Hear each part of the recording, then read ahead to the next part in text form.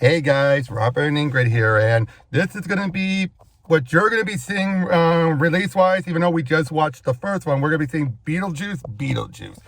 Now, before you just watched the first one, so give people just a brief summary of what you saw of the first one. Not a review, just a brief, does it make you look forward to this one? I'd say it makes me cautiously optimistic about it. They definitely had a lot of interesting things with their world building and their effects, though You never know. It could be a hit and miss, right? Mm-hmm. I should point out, the people who did the writing were the same people who did Wednesday. Ah. Have you seen Wednesday? I never got around to it, sorry. It was good, and it definitely felt up this alley, so I think we're in good hands. All right. So we'll see you guys on the other end. Hey guys, we just got seeing it in. That was really good. It was. It probably up that we watched the first one beforehand. It's one of those where you need it. Yeah, you needed all of the setup and the context for it to appreciate it, but it was... And get yourself in the mindset too. In my case, I knew all the context and everything, but I needed to get in that mindset again of this world. But it did feel like not much time. I mean, obviously in real world time passed, but from the world itself, it didn't feel like much passed. Yeah. You know what I mean? You have, okay, let's start off from the beginning. Lydia is now one of those corny, ghost house type of, ghost hunter types. But it's legitimate. They make that very clear, which I'm glad they include that little bit with the woman with the knife in her head. Indeed. It's and I bet you it seems like Lydia's talked to her regularly because she's haunting the studio. Yeah. But it just feels, I like that though, you know what I mean? It's just because you... It's that would be a real actual thing in this setting as described. Yeah, but they needed it because there's no other point where she sees another ghost until they get to the afterlife. So you needed that moment to show, no, she's being sincere. She's not being a fraud. So I'm glad they did that. That was first I'm why they do it? And I sort of realized that's why. But yeah, she has a little show thing. Now she has a daughter and her name Astrid. Yep. And they played by Jenna Ortega. And she's great. She's great. Well, Nona was great at this too. She hadn't missed a beat. It's could hardly tell other than the effects that it was too long after. Yeah, I mean, she still looked great for her age. She still looks great for her age. And having her in the look and everything still of her old self. I mean, the age shows a little bit. It's not like she looks identical to herself as a kid, but... It works. It works. Then you had, she has this manager of hers, Rory, who she's dating, and... It's a really sketchy relationship. We'll get to that. We'll get further with that, but you already felt scumbag. First, you felt weirdo at first. You didn't feel scumbag yet. Yeah, he just seemed maybe a little bit awkward. A bit too much pushy as her manager. It's you feel like one of those boyfriend managers where it's okay, dude, you're pushing too hard. But then she gets word from her mom that her dad died. And given everything with Jeffrey Jones, I'm surprised they gave the dad much more as big of a role. Without having Jeffrey Jones in, aside from probably having to sign away his likeness. How did they get around it? What were the two ways they got around him? One is that they used claymation when they were recounting the story of his death, and one was the death was by shark attack, so his actual ghost had its head chopped off. They kept that rule of you come back with whatever killed you. And they even showed one guy that was, that Delia was dealing with, just walk off. I love it they used in a transition. He falls into a manhole and just hit his head hard enough that he died. And then we see Danny DeVito as the janitor. As he leads into probably the one disappointment in this movie by the end of it. It was not at the beginning. It was a really strong introduction at the beginning. To Dolores. Okay, because if any of you remember in the first movie, when when Beetlejuice is trying to marry Lydia, he pulls out the ring finger I'm telling you, baby, she meant nothing to me. Nothing. I like that they actually connect back to it. Although, how did her finger get back? Yeah, that's a kind of a... My guess is when he plucked it out, it was like time and space. And then when he was defeated, it went back. You okay? Yeah, yeah. Sorry, just have a sore in my mouth. Oh, I hate that.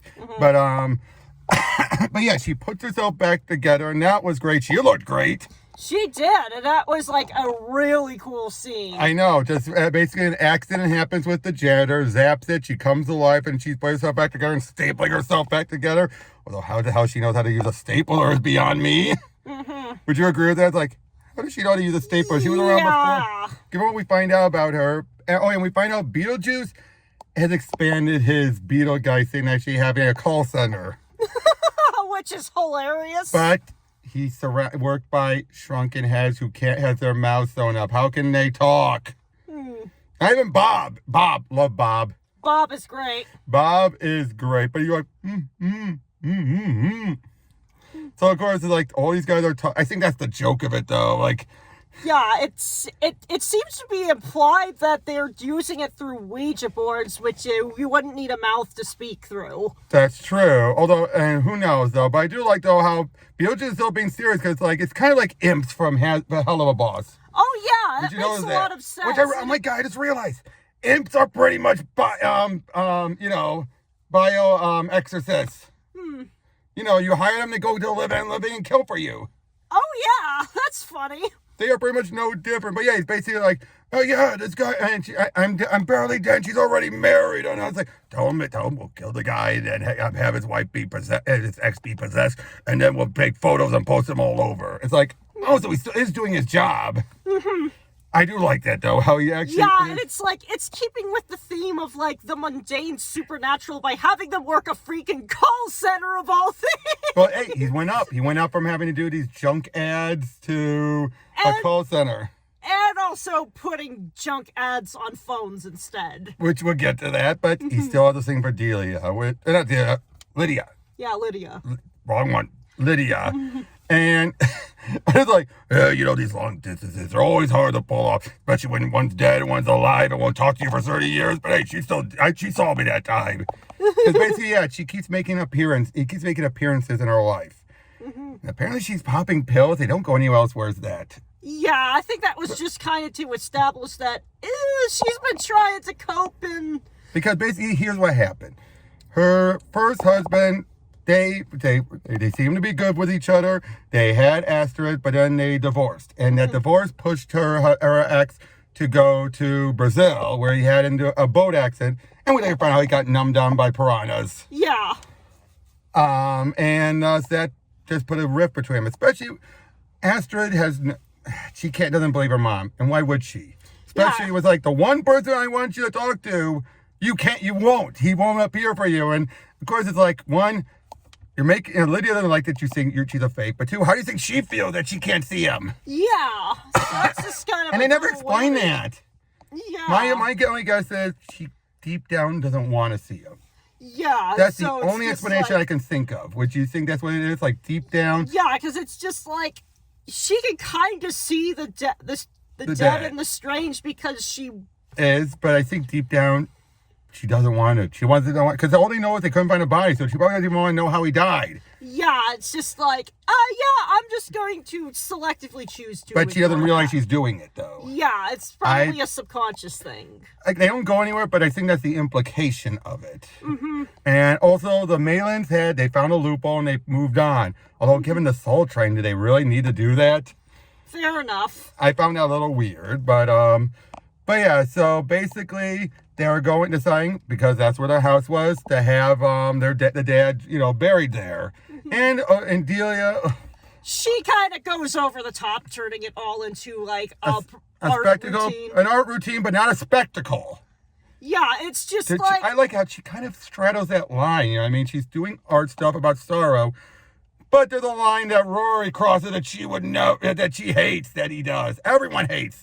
Yeah, and it's just like... But we'll get to that in a moment. It's just like, it comes across as like, her way of coping is just really bombastic and over the top. Which is her personality. That's her Which fits with her. But I do like how she and Lydia have gotten better. They're still where they are, but it's more healthier. Yeah, they've gotten more of an understanding between them, even if she, like, doesn't accept her as her stepmom. It's like... She still calls her, Delia and everything, but... Then, but at this point, we're like, oh no, of course, you only started liking me after I sold out. No, we started liking you before that. Stuff like that. And, but yeah, they'd go to Astrid. Poor Astrid, though, at the school, how they're still... Yeah. But she definitely has that snappy wit, like, oh, let's see when you're on your third divorce and a couple of kids and see who's actually has the last laugh. But at the same time, no... I do think she's a little full of herself, a little. Yeah. You get that vibe, right? Like, she's like, I'm this know-it-all. It is a bit of a cliche, but it works here, though, because... Yeah, that kind of she's Lydia. She's just like Lydia, but in a different way. Instead of being the moody goth, she's this know-it-all... I don't, environmentalist. Because they said she was doing environmental stuff, so. Yeah, but then you learn that that's kind of what her dad was into to some degree, so it's just like, oh yeah, that makes sense. It does make sense. But then you have, and also we're introduced to this wolf guy played by Willem Dafoe, who's this cop who was an actor, but he's a cop in the real world. But I love his assistants always having to ground him, basically like, this is why I wonder why I became a cop. You're an actor, not a cop. Thank you for keeping me grounded. And always giving him coffee. But basically, Dolores is a soul sucker. And they do like, whoop. I don't think those scenes were so, morbidly funny. They were, because basically it's like they stuck the filling out of a donut, kind of. Yeah, and then they just... Or the air out of a balloon. And they just kind of deflate on the floor. Unless you're a shrunken head, in which case your eyes pop. We'll get to that. But yeah, and then but again... Okay, let's get out of the way. The Dolores plot goes nowhere except for this little bit. It's one of those movies where they bit up this big plot, and it's just there to give a little opening at the end. Yeah. I'm not a fan of those, are you? You know, where they put all this effort, but it's just to give them an opening at the end to stop the bad guy? Really? That's all it?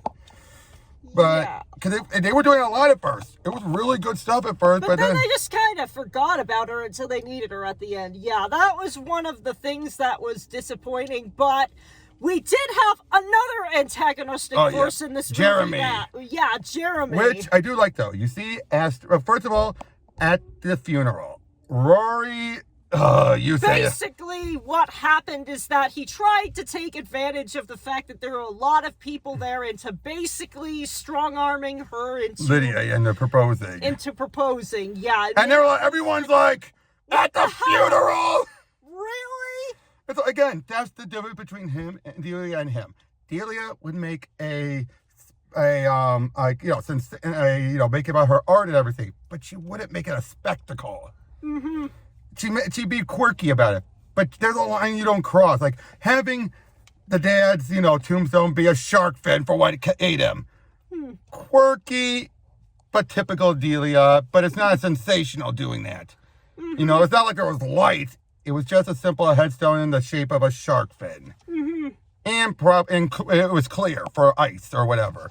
But making an engagement, and everyone's like, what are you doing? It's like... This is about somebody else. Don't make it all about you. And that's when I realized Rory's scum. From that moment on, I kept getting con artist vibes, didn't you? Yeah, it's just like, he's just taking advantage of her, and because she's kind of, in a bad place, she just kind of rolls over. And he's keeping her in that bad place. If you don't realize that, he's keeping her there to be manipulative. And that's when, and of course we got to find out, the Malins have, like I said, moved on. So again, maybe we could talk to them. Oh, they're not here. Wow, how convenient. But yeah, so Astrid goes bike riding, and it's very homaging to the car ride. So it's just like you're holding your breath, wondering if she's then going to die. But and you almost thought she did. Yeah. There's a couple moments where she almost gets hit and is crashing around, like, oh no. But nope, she's fine. And she sees this young boy in a treehouse named Jeremy, who she takes a liking to. But something felt... Now, at first, it was cute. You didn't see much of it. It felt cliche, too, though. Yeah, it felt cliche, but it's just like... But it's meant to be. It's meant to be that type of cliche. Then, eventually, when we see him again, he has the book. The fertile recently deceased. And he claims, oh, yeah, I got it at a yard sale. I mean, okay, I wouldn't put past that to be a possibility, but more like that's a little suspect. But you're like, someone in the house is dead. It's either him or his parents. Which, did you think it was him at first, or did you think it might be one of his parents or something? I was thinking that maybe it was his dad who died. Yeah, and he just saw that and he just didn't want to say anything. But nope, he's the dead one. And basically, and he's the one that really instigates the plot. What was Dolores supposed to fill in, really? Because it's not like it encouraged Beetlejuice to get married. He was already still in love with Lydia. Yeah, honestly, I feel like they could have just done something with a flashback. Which they did. They tell us, we get Beetlejuice's origin story. Like, you could have replaced that bit of, like, Dolores with kind of, like, a flashback to, like, what eventually happens with Jeremy. Here's what I think you should have done.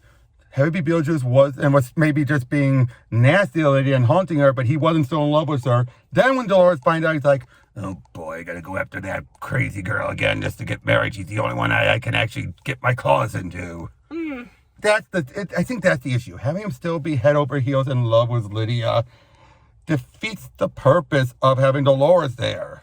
Fair enough. You know what I mean? But anyway, Jeremy is the dead one. He's the ghost, and he killed his parents. And he wants to use Astrid to swap her life for his. Because the moment he was saying how there's a way to come back was in the book, I knew it had to be a trade. That's the only thing you could have in the book. No way would they give a secret to come back to your life willy-nilly. Would you agree with that? It's just like, we already got the sense that this was like a thing that was really dense with regulations. It's never going to be that simple. Yeah, again, so the only way you're like, it had to be a trade. That's the only thing you would put in the book. Anything else would be illegal. Yeah. I mean, look how they were when the whole idea of making it a haunted house, a people to find out. They hated it. Of course, they seemed to change the book at the end, but they've ignored that. Whatever. But I'm trying to make sure if I didn't miss it. Oh yeah. So hold on. Trying to get myself back in the row. So because earlier we did the proposal. She meets Jeremy. Oh, Beetlejuice appears. Lydia's solving the breakdown with Beetlejuice, and then Rory. Oh, doesn't believe her, so he just kind of like you need to get past it. You need to get past all this. Beetlejuice. We're like, dude.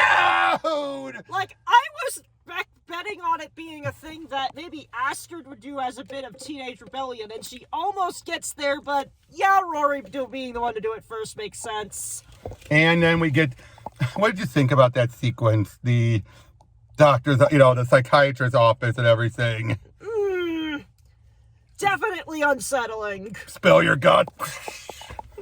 Typical Beetlejuice. But then the inner child thing, I'm like, okay, what's the logic of doing something like that to Lydia? Yeah. I don't get the logic of that. Like, did saying home just reverse it? I did like it though. Saying home. Remember, that doesn't put him back. That doesn't put him back right away. It has to be Beetlejuice. But, again, that sequence was pretty creepy. Keaton was having a blast throughout all this. But yeah, then, so of course she's like, we're moving out of here. We're going to chop that up. But then it's like, oh, you're going to cancel the wedding? Oh, that's when we find out that that Delia had gotten these asks for, oh boy, that whole bit's like, oh, it's what the Egyptians did. Except the Egyptians didn't believe it was the snakes doing that stuff. See, this is why they should start teaching, speaking less and going more about art. I think that's not a lot about Delia, don't you think? Yeah. It's like, she's thinking in an artist way, not a, historical way. Those snakes literally bite her in the neck. Yeah. And basically, she dies. And I felt bad. Yeah, because it's just like, okay, yeah, it was kind of a stupid thing to do, but I mean, it's just like... Oh, not her. But anyway, yeah. Lydia finds out about the house being a murder house. Oh, and we get the daughter of the real estate agent from the first one. And I like how her name was Linda, Little Linda, or Tina, or whatever their kid name was. But as soon as she finds out, she's booking it over there. But right when they get there is when the door closes. She's like, oh no. And that's when you realize, oh no. Oh no, the dominoes are starting to fall. And I like it how Beetlejuice didn't have to manipulate anything. Just like in the first one. It's just like he's just taking advantage. But yep, she then goes over and she's like, I can't believe I'm doing this. Beetlejuice. And yeah, then the whole like, oh, see, I got this girl woman after me. See, that's what I mean. That moment there, if you didn't have him still in love with her, and he was just trolling her but not in love with her, that would have made more sense then, right? Like, he's desperate to get her back because of Dolores.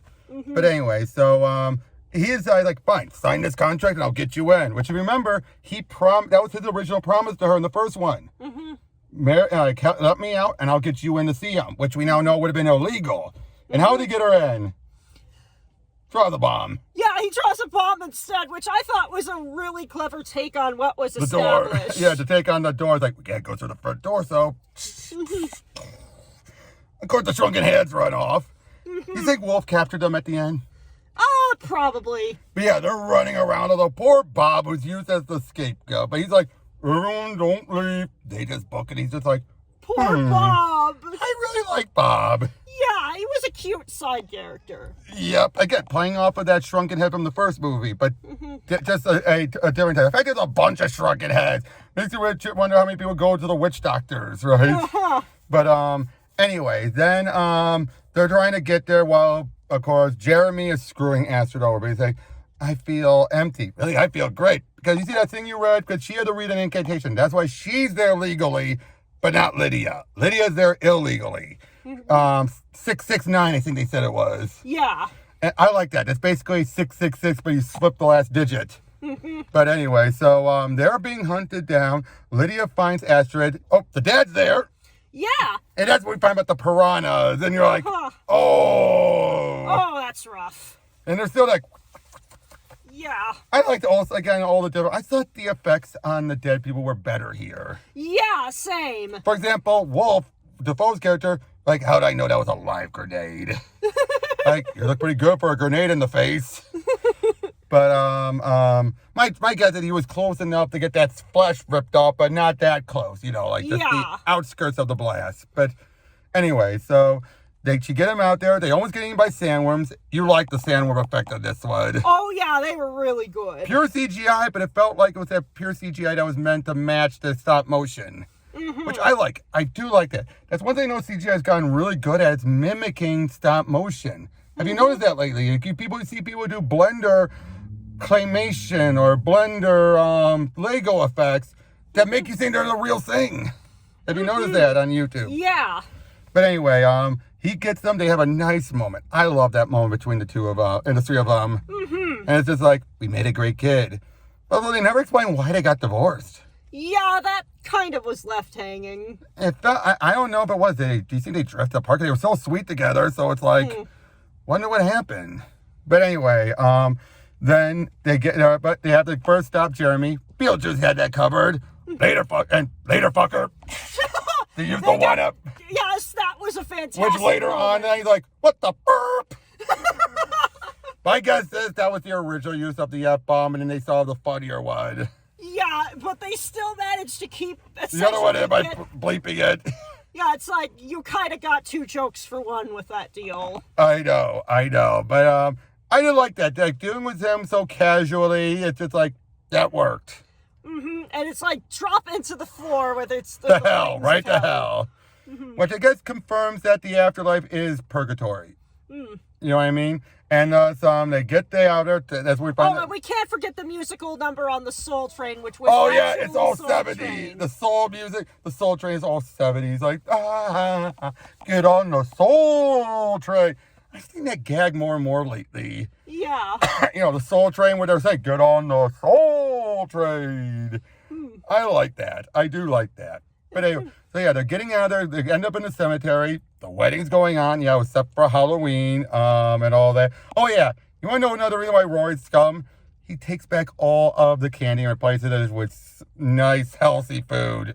That's and yet the kids like it though. I call BS on that. When I was a kid, when I got that kind of stuff trick-or-treating, I got mad. I'm like, I'm never going to that house again. Yep, that's Unless they move. But one of the weirder things I got that I didn't mind was instant noodles. Yeah, but I would say, my guess is it's a small town. They're playing it off of that. You know, because there's like honesty policy. Yeah, right. They steal them. Like, you're stealing apples and carrot sticks. Idiot kids. The shrunken heads are running around. But yeah, they're going in for the wedding. She's still basically making it clear that Lydia still thinks like I love him and he loves me. It's like, no, woman, stop this. And then Beetlejuice, first he goes to Delia, and basically it's all like she's ready to say Beetlejuice 3 times, but she only does it 2. But yeah, brings him to the wedding, and all that. But he's like, well, I helped you out. Now let's get hitched. And then I love stabs him with suit truth serum. Yeah, and then he just confesses that, yeah, he was basically... He was a con man. Yeah, he was a con man who was doing it all for money. But I love it. He was like, you're the codependent lottery. Yeah. And then Beetlejuice, you gotta give a hand on physical therapy. I love that. I'm just like, okay, good on you, BJ. Mm-hmm. That one, he deserved it. And he did. Because tells me, because earlier he said, one of you is an enabler, but we'll get to that. Yeah. I'm like, oh. Wait, which one do you think was the enabler? Lydia for enabling him, or him being the enabler manipulating her? Probably Rory. Yeah. But then they're ready to get married, and then it goes into this musical number. Yeah, which is kind of... It's the Day-O moment, but with MacArthur Park. Great music. Great everything. But of course, you're like, BJ! You're overdoing this a bit too You're much. milking it. Because he won. Yeah. But then, and he was even preventing Astrid from reading the book. Mm-hmm. And then first the cops show up. Freeze! They freeze. And then Dolores shows up, and turns out that's the whole reason she was here. To distract Beetlejuice long enough for Astrid to read the book. Mm-hmm. And then bring in the sandworm. I did like how they subverted it by having it be like, ole! But the fact that Dolores went down... Yeah, that was... Beetlejuice was more... When Beetlejuice did it, and when they did it to Beetlejuice, because they had no other option. Mm-hmm. Here it just felt like, what was her point? Yeah. That bothers me, actually. Now, knowing just how quick she went down. Now, Rory deserved it. Yeah, Rory completely. I did love it. He's like, here's like a real soulmate. I heart Dolores. And she's like, although I did love Lydia's look. When Rory's looking at her. And then she's like, you brought us out here. Like, you deserve this. That look, I love. Again, Winona Ryder, such great facial expressions. Her horrified look, her angry, bitter looks, her happy looks, everything about it was great. But I love that. Just like, yeah. Like, that whole look, right? That look of you deserve this. But yeah, so the sandworm's gone. But then we find out, Beetlejuice broke the rules, making that contract null and void. Mm-hmm. Which means that, and thus, now it can work. I did like it. Before it was pointed out that it wouldn't work, no one could say his name. Mm-hmm. No, that actually, like, it's you, Beetlejuice. Mm-hmm. Which it makes you wonder, though, was it only null and void the moment that Astrid pointed it out? Because shouldn't it not have worked because it was already null and void? Oh, well. Little detail. And then, of course, Beetlejuice. Boop! Should have got married in Vegas.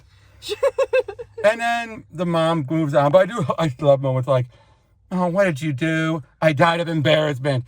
Your work's going to go up in value. Oh, I love that. It's like... Let her go to her grave happy. Yeah, let's just they get each other. I love that. Astrid realized she's going to be miserable unless I tell her this. So he's like, your work's going to go up in value. Oh. And give it all the amount of work she's done. And it's like, she's not wrong. Yep. She's not wrong whatsoever. She moves on. She meets Charles. They don't make it clear if they move on or not. They're by the Soul Train, but I think that leaves it open. Yeah. Then comes the weird epilogue, which was fine at first. Mm-hmm. What happened in the initial part of the epilogue? Where do they go? Before that, we forgot to mention, Lydia stops her show. Mm-hmm. She's like, gotta start thing with the living. Mm-hmm. Yeah, where do they go to? They go to Dracula's castle, Richard wanted to. Yeah. And Astrid falls in love. Mm-hmm. Gets married. At first you're like, okay, but then what happened next? It ends up going all weird with a birth scene that was kind of harkening back to what happened earlier. And then it's kind of an Inception scenario where Lydia has to wake up a couple of times. First she wakes up first from the nightmare, and then Beetlejuice is sleeping next to her, and that look, she's like, which tells you Beetlejuice is still haunting her. Mm-hmm. And that's it. Although we get a nice tribute in memory of Bob. Yes! But yeah, overall, this was good. I really enjoyed this one. I mean, I can see a few things why people might not like, but for one of those bringing back an old franchise, it was worth the wait. The actors brought their A game. Again, the Dolores thing it is a sticking point. I hate to say, it feels like, what was her point? Yeah, it's like she had a lot of potential and then that thread just kind of got dropped. It did. Especially, again, great opening, but it amounted to nothing. Wolf, tolerable. Again, I've heard people say you could drop Dolores and Wolf. I say you can drop Dolores. Yes, hands down. Wolf, not so much. Yeah, Wolf was at least pretty entertaining. He was entertaining, and you still needed him there to help, be the authority figure there. But Dolores, you could have dropped utterly. There was no need for any of that. Which was weird. It was weird. Was it just there so we can get his origin? Oh, yeah, we didn't mention the origin. Turned out he was back during the Black Plague. And he was, which he mentioned, I think. Yeah. Went through the plagues and everything, but then he was grave robbing. Until he met Dolores, who turned out was the leader of the soul-sucking cult. And she poisoned him. But before the poison could fully kill him, he chopped her to pieces. I like that. Yeah, that makes sense. Shows that he was scum, but not the worst kind of scum. Still, though, a horn dog, even back then. But it makes sense, so that's how he died. I think that was a good explanation. Yeah. But, anyway. Yeah, you could have just covered that in a flashback. You didn't really need Dolores there. Right. But the only way to catalyst it would have been, but anyway. But then I would say, though, overall, the cast was great. Catherine Hare really brought her A game. Winona Ryder was just, again, great. Jenna Ortega stole every scene she was in. And Keaton was phenomenal. Yeah. He was just obviously the best part. Every scene he was in was great. And he brought his A game. It felt like he never stopped. He really still felt like the ghost was the most. And he felt better, probably because he was less up, because there was no, even Astrid was either high school or college age. I think college age is what they were going for. Yeah. Because she had a dorm. So there was no squeakiness here. I did like that. And, so, because he didn't, that was weird, right? But yeah, overall, this was just really good. I don't want another one. Yeah, they could think they'll end it right there. I mean, they do, granted, it is a bigger cliffhanger than the first one. Can we agree to that? It is, unfortunately, a bigger cliffhanger, because you're like, he's still there, but it's like, because he does feel a little bad for Lydia. It's like, she'll never be done with him. And I don't know how to feel about that. Do you? Yeah. Although, from what I heard, Ryder is a fan of the pairing. Oh. To the point where they gave her the wedding topper. Oh, that's hilarious. She's a fan, probably because it's Keaton, of course, but no. So, although I did love before, she's like, I know you, and this feels really bad, but the 600-year age gap just doesn't work for me.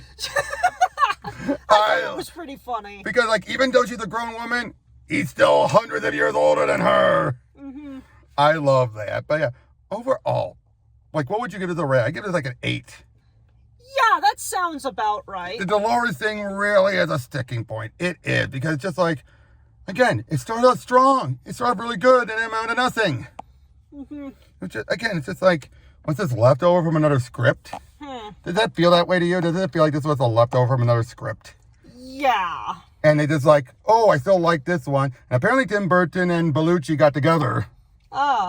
Yeah. But yeah, overall, just real good. Like I said, one of the better revival movies. Is it the best revival movie? I wouldn't go that far, but it's close. Yeah. It is really close. If you're a fan of the original, see it. I gotta say, this is probably the one downside for this. You need to see the first one. Would you agree with that? Yeah. You need to see the first one. You're not required to see it right beforehand, but you are required to have seen it at least once.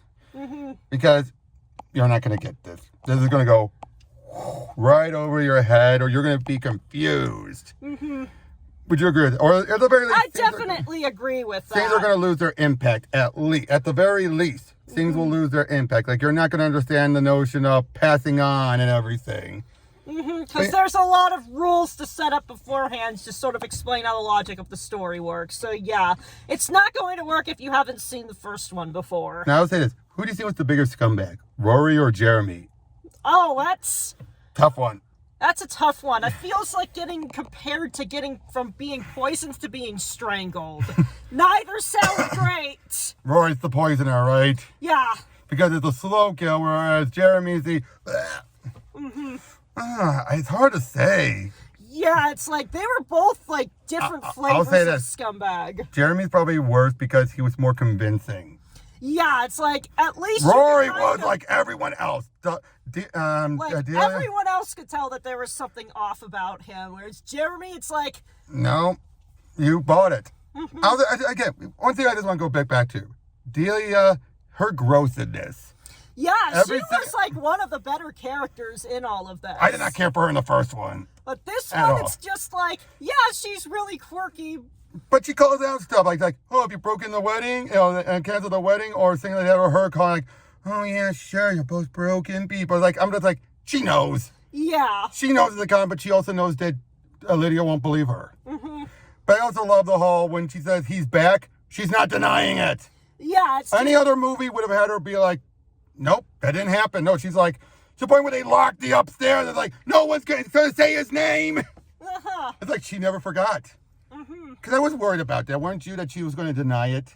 Yeah, like, it would be really easy to do that, but I'm glad they didn't. So I think the movie was a lot better for it. Again, it's like the unique ending of the first one where they compromise. Here it feels the same way, like, oh, she remembers. And the fact she also realize when she's dead, like, oh no. No! She knows exactly what's happening. But as you're like, no, they were defanged. You're dead, honey. Deal with it. The denial, it made sense, though. Like, no, I paid extra for them to be defanged. You got screwed. It's like, it's kind of like a good twist on the whole Karen at customer service kind of thing. Yeah, because Delia was not a Karen. Can we give her that? Like, she's not a Karen. Yeah, it's just like, what the hell? This was supposed to have worked. Exactly. But yeah, again, but I just really liked her character growth here. I really liked it. Again, just some stuff, like the moment, like, again, like I said earlier, the whole, oh yeah, you felt this way after I sold out, became Richard favorite. No, I liked you before that. But I like, where's the booty goss girl who kept driving me crazy? Go back to that. Unfortunately, that goes nowhere, but because Lydia doesn't go back to that. But still, I just like some of those moments. Just this, again, she's still being her quirky self. There's no denying that. But I can't even say she's matured. She's experienced. Yeah. That's the best way to say it. She's experienced, and she's not forgetting her experience. I think that's the best way to put it. She's not forgetting her experience. Again, it could have been easy to have the denial. Because again, anyone else, if you need that conflict, I would be, Mom, it's Beetlejuice, it's him, he's back. And she'd be like, oh, you're crazy. It's like, you were there. I think they knew that. I think they knew writing it. We can't have her be denial. Granted, it could have matched her character, but it would have been annoying. But yeah, I mean, just all of that. And again, finding out the Malins had passed on, that was interesting. I mean, because it wasn't their story. I did like that. It wasn't their story. Now, last thing was Beetlejuice. Did it feel like he was in here almost as much as he was the first one? It kind of did, but it was spread out. Yeah, I feel like, it was about roughly the same amount of screen time, but it was paced more evenly throughout the story. So it's exactly. Again, I think that was the point of the Dolores scene. It felt like that was probably the only point, was to keep him early. That's really it, because otherwise there was no explanation to bring him in early. Would you agree with that? I think that's the only reason why they kept her. Yeah. Was an excuse to connect to Beetlejuice early, and then once that was done, it's just like save her for the end. Because I can't think of any other example, right? Any other reason. But yeah, go out and see this movie, guys. It was really good. I'll see you guys in the next one.